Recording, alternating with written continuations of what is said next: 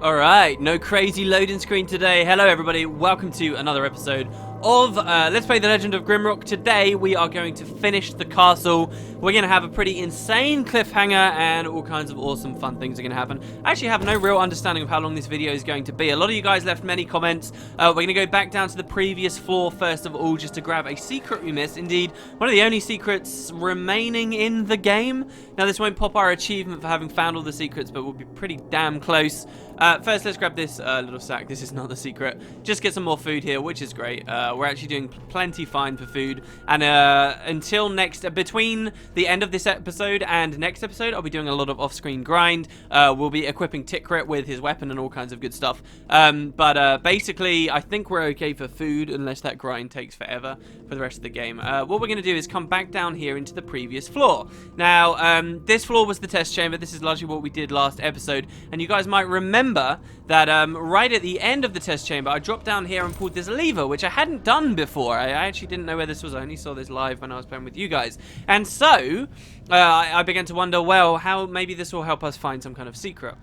Well, what it actually did was over here, this is where the invisible, bridge would have appeared if we managed to press that button over there, you know, that we were trying to race across, that we were trying to redirect this bolt through this room. So, what we actually want to do is go back in that direction. So, we're going to come over here, climb the ladder, and now we're sort of back to where we originally were. For what it's worth as well, a few of you guys mentioned an alternate solution to this puzzle, which is where you put weight in just each of the four corners, and then when you press the button to fire the bolt will just keep doing circles, laps around the square. Just keep circling, keep circling, keep circling. And so then what you can do is you can walk across the invisible bridge that appears and quickly lift an item off of one of the pressure plates at the right time, so that then when it comes down the last time, you have plenty of time to get to the door. Alternate solution, I have no idea which the devs really intended for you to do. I did vaguely for a while when I was originally figuring this out consider setting up some kind of a clock, but I don't know, I felt like it would be more complicated than just having stuff in each of the four corners, which of course would have been ridiculous really.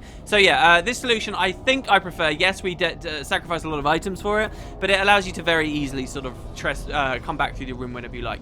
Also, the reason Tikrit died last episode wasn't because of clunky game mechanics where it thought I was next to this pillar constantly. It's because we were stood in one of these, and these things reflect projectiles, don't they? So of course it friggin' turned around and blew us the hell up, so that's kind of the deal there. Alright, so the secret anyway, by creating the bridge, we can come over here, and you actually notice this door suddenly opened. And the bridge will disappear once again, but down here you will find we're now on the other side of this little thing that hints at you. This is fantastic design. I knew there was a secret in this room as a player without even knowing how to get to it, just because they did this thing where they hint at you, hey, there's something more in this area. Like every single secret is almost very explicitly laid out in Grimrock 2, and I really, really enjoy that. And it's just sort of an example of that at its finest. So what we're going to do now is come back down, and you might be like, well, why wouldn't it tell us you doing that? Well, actually, the other thing that lever did was it created a teleporter here, which brings us back up. So it actually did two things at once, and now that allows us to skip the test chamber whenever we like. Oh god, I wasn't in the right place. Come on, go quickly. My dog is also barking. Apologize about that. But yeah, so we're going to come up here, and this basically means, except for this little light bridge bit, we can skip this floor whenever we like. Now, you guys did mention something else, which I have gone and checked out, and is awesome that we missed in the library where potentially those snake creatures are still wandering around. I will go and check that out, but we'll check that out towards the end of the episode, because what we're going to do once we've completed the void here is we're going to actually enable ourselves to skip the entire length of the castle, which will be great.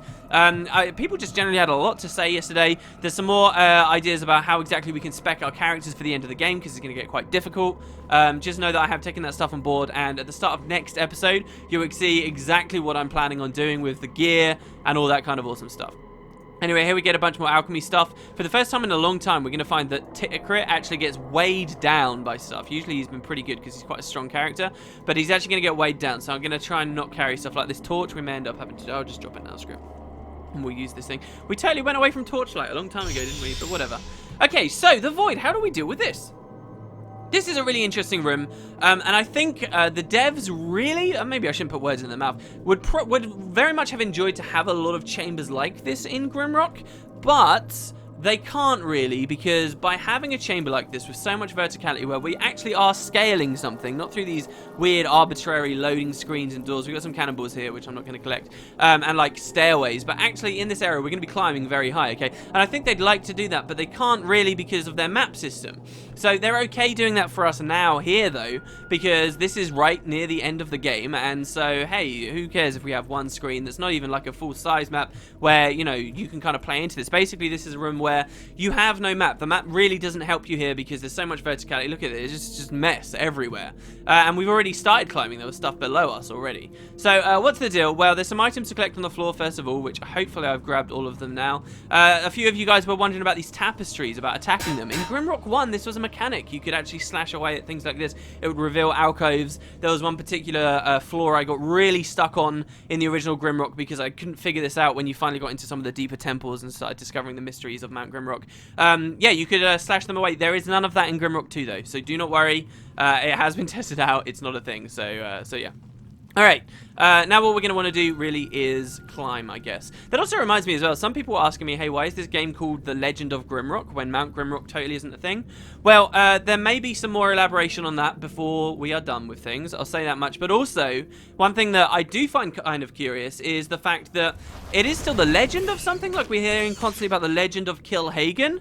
And I kind of like that, you know? It's interesting to me, though, that they found moderate success with Grimrock 1, and they are not really in a position to be able to just totally rename it, because renaming something for most people would just make them think, oh, it's a new IP, and it's stupid, but hey, it's judging books by their covers, and that's just what the world is, right? So I can see why they would still name it Legend of Grimrock, you know, not Legend of Kilhagen, and, you know, drop the two altogether, but yeah, or Legend of the Isle of Nex, I don't know.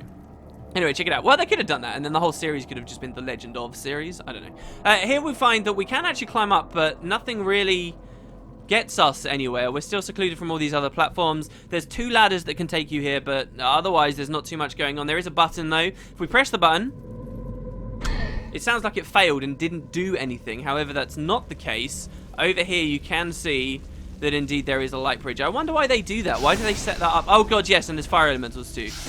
Sugar. Oh no, Tikrit died. Oh, how is this Tikrit? For God's sake. These are like the last fire elementals in the game too. I'll see you guys in a second. We got a bit of a walk for a save crystal now, but I have to do it. Oh my God, and there's another one. What the hell?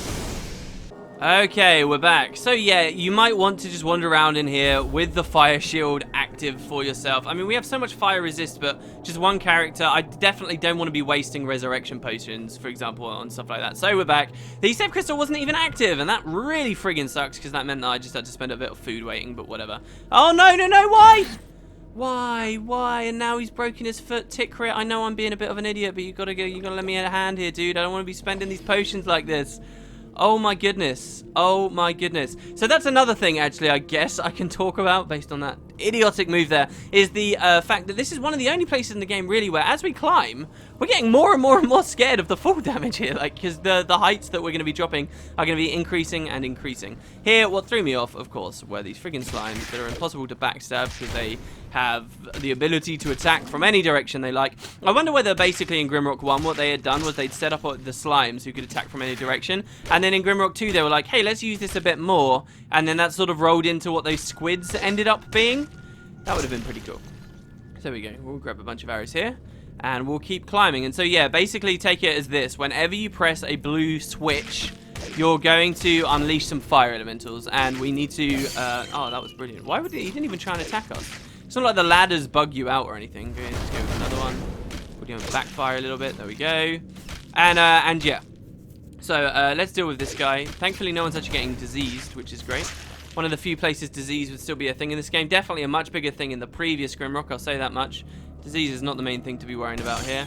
Not really using our special abilities too much, but that's fine. Oh my god, that was great. And so we're actually really high up now. Oh my god, I thought this episode would be a lot longer than it's going to end up being. We're really high up, but you'll see a ladder that actually takes us down. You also see a doorway over there. Now there's a torch, and there is a door there which you can cheekily see just through that that pillar every now and then. But we can't really seem to get to it, and this is sort of the main puzzle of the void.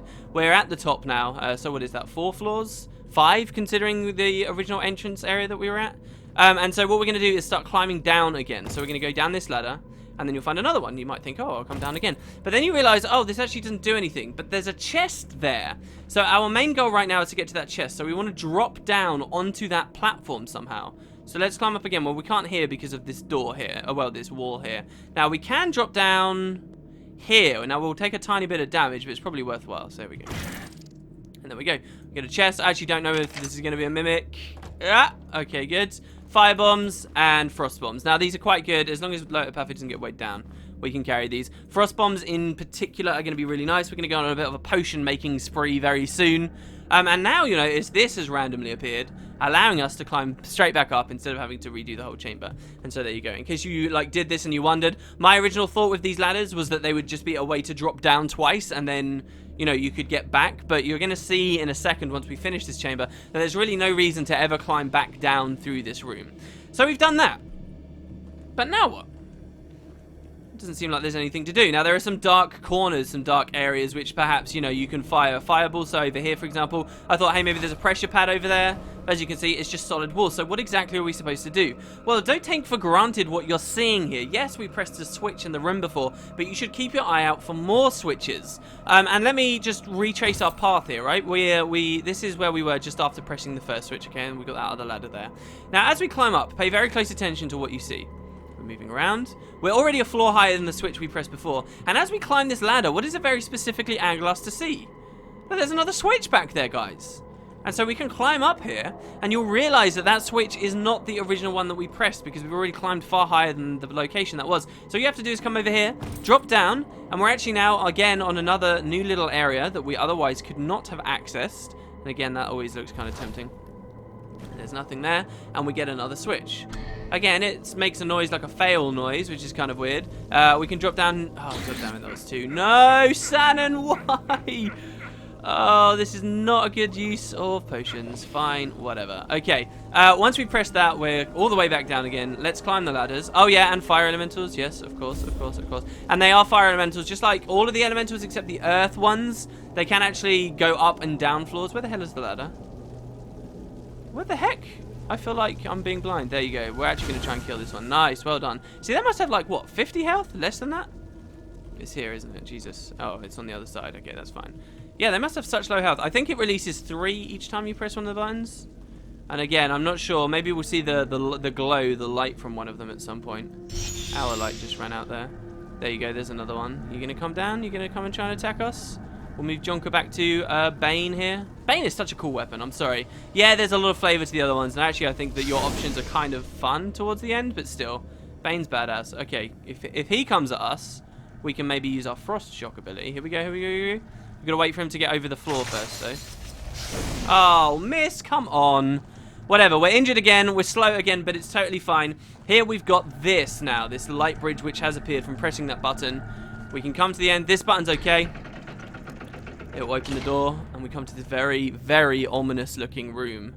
And I'm almost glad that I'm injured now. You got a doorway on the left, you got a doorway on the right. We'll check those out in a second. First, let's just move straight through. You're gonna find a bunch of alcoves here with interesting stuff. So poison bombs, don't really care about. We got a sickle sword. Again, I don't really care about, but this is actually the second one we got in the game. You could, in theory, like dual wield these, and maybe if you had a certain character that was really well spec'd for them or something, it could be a very fun weapon to use. I think I prefer the serpent blade though, honestly. 28 to 76 compared to 23 to 69, and the serpent blade has a lower cooldown. The only thing is that this thing here has got flurry of slashes, but then we have flurry of slashes on the moonblade anyway. So again, I don't really think it's worthwhile, and I'm just going to drop it down. Then over here we've got some pellets, which is totally fine. That's what overburdened Tikrit before.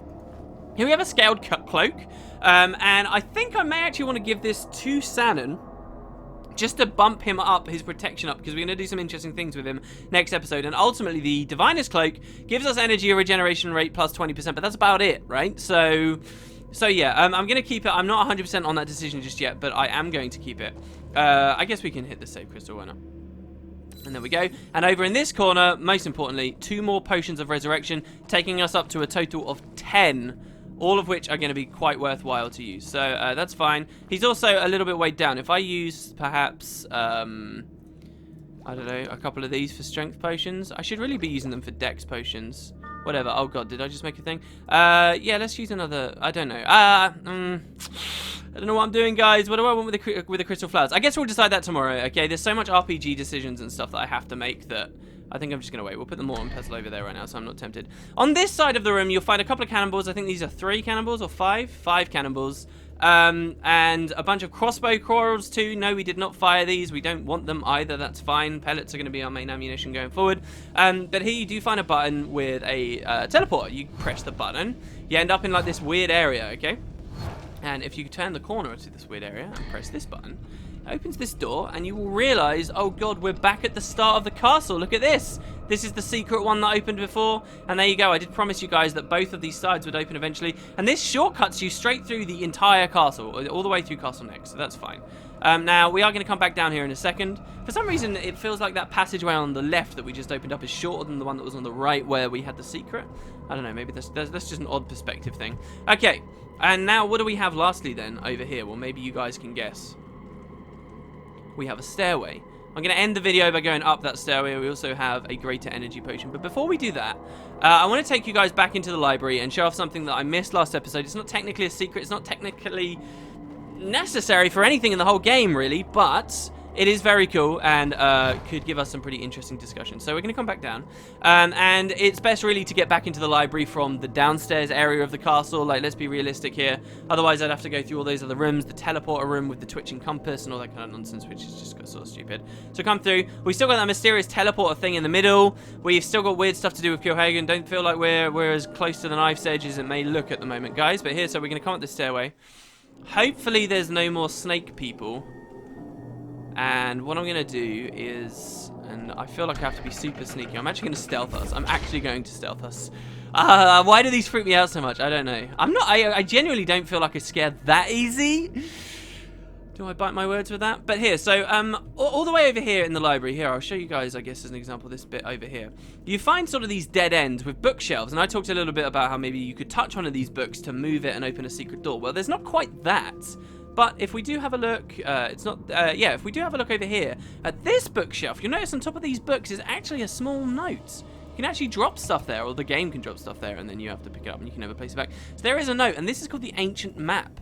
This is a really interesting item. The paper of this map is so ancient that it almost crumbles in your hands. As far as I'm aware, unless there's like some really crazy hidden Easter egg stuff that people haven't found out about Grimrock 2, this isn't really used for anything, but if you right-click it, we do get a full-on map, a lot like the old one we got that was simply showing a Sleet Island, like a zoomed-in version of that. This is the Isle of Nex, and we get some really awesome lore and perspective about this whole place. We've basically explored 99% of the whole game at this point, so we can even see a lot of stuff on this map that our heroes were unable to travel to. So here, look, we've got a place called the Ship Eaters. And, of course, that's a fantastic, cool name, presumably about the deadly rocks where we washed up, where our ship was destroyed. And, of course, we have Shipwreck Beach here, which we first traveled through. Twigroot Forest, the Forgotten River. These are places we've been to. Castle Nex, our current location. Here you've got the ruins of Desarune. You can even see the shrine there in Twigroot Forest being marked off. We've got Sleet Island, again, a shrine being depicted here on the map. The Hamlet of Stormbreach, another shrine being shown. And down here in Killbreach Bog, again, we have another shrine. Those are all the shrines we can see on the island, right? There aren't any more that are being shown. But then there's some other places. Check it out. So we've got the cemetery. We've got this area over here called the Docks. We've got a place called the Sunken Strait. And yeah, that's technically not on the island, but the Sunken Strait. The North Wall, a place beyond the Pyramid of Humus. We never saw the North Wall. The Barren Desert, we of course did see. The Kraken's Arm. The Kraken's Arm. The Everlasting Mists here. And so it's showing us some places that we haven't seen, but I mean, the docks? Is this ultimately where we want to get to, guys? It's very curious to me. I wonder whether these are places that were going to be a part of the game, ultimately got cut. As we all know, a lot of stuff can change throughout development of something like this. And I also maybe wonder whether this is them prying or hinting at DLC kind of stuff. I don't know how. It feels weird and tacky saying the word DLC when I'm thinking about Legend of Grimrock, but still, you know, so it's very, very cool. Anyway, so there you go, that's the map, that's what I wanted to show you, that's cool thing number one. How about we end the episode, guys, by going up that staircase? I'll see you back at the top. All I have to do is go back through that teleporter and we're there. Alright, guys, here we go. Let's move on up. Oh my god. Here we go, this is it, this is the very end. We're on the castle roof. It's the dead of night. I suppose we could come here during the day too. Loto is actually stronger at night though. Oh my god, look at how pretty this place looks. Look at it. Oh, Jesus. Yeah, this is it, guys. We can sort of come around the back here. You'll find some bombs, lightning bombs. Fine, all right, we're not totally weighed down. And here, as you can see, we've got sort of the parapets. We can look down, sort of, vaguely. Okay, we can't really look down very well. And here we have a giant roof in the center of the castle. By the way, one thing I'd love to talk about is the fact, if you look at all of the floors of the castle, they do all line up like really well. Like, you've got like the 3 sections, and then we're going back over the middle thing. The abyss is below us, all this crazy stuff. Here you can already see some kind of gates. As we step forward, the teleporter at the back closes, this one closes, and there, what do we see?